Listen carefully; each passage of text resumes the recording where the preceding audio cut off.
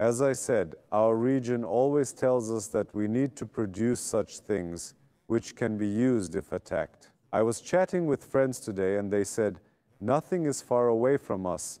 When will we live in a time without war or something like that? I said, I never, not that I wish for it.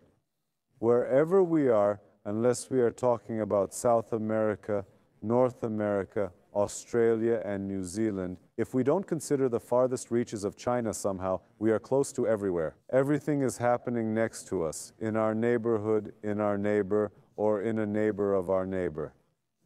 Because what we have been taught since primary school is geostrategic importance, that is, the location of our geography, comes with its virtues. We are close to everywhere, in the middle of everything.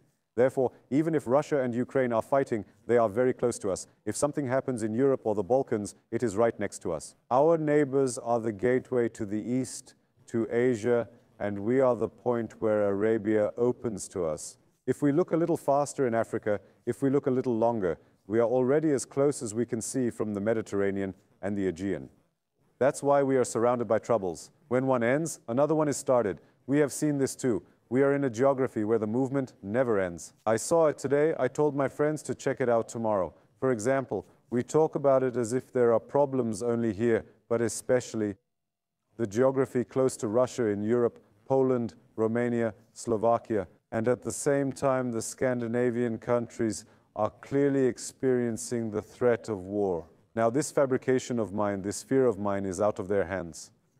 Because in Denmark, one of the Scandinavian countries, Denmark, women, the issue of 18-year-old women being conscripted into the army is being discussed and put into practice. Let's also say this. Everyone is arming themselves. Everyone is making military investments. Because you never know who will attack whom and when. I think that because we are close to every part of the geography, unfortunately, we will never see a war that does not concern us. At least it has been like this since I was born. What is close to us now is the Russian-Ukrainian war, which concerns us very clearly and which we are making great efforts to end. It is said that Russia has made a very clear progress in this period.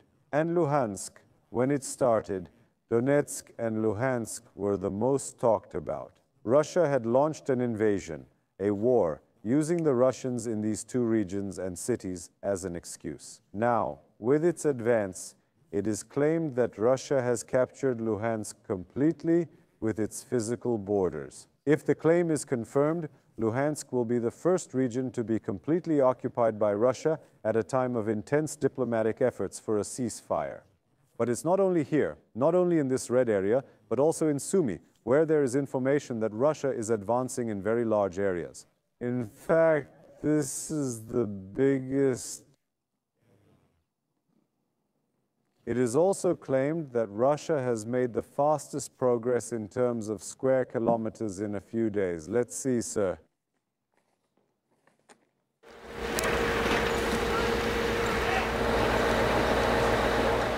On the one hand, Russia gives the message of continuing negotiations. On the other hand, it accelerates its attacks on Ukraine.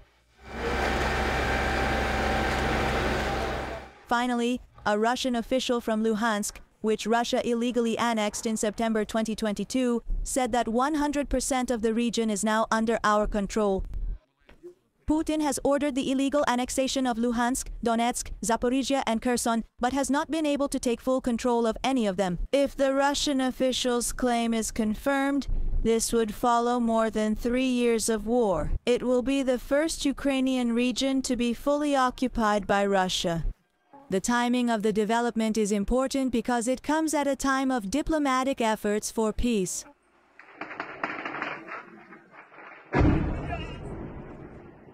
In Ukraine, Russia has intensified its drone strikes. A military facility was targeted in the Russian city of Ijevsk, about 1,300 kilometers from the Ukrainian border.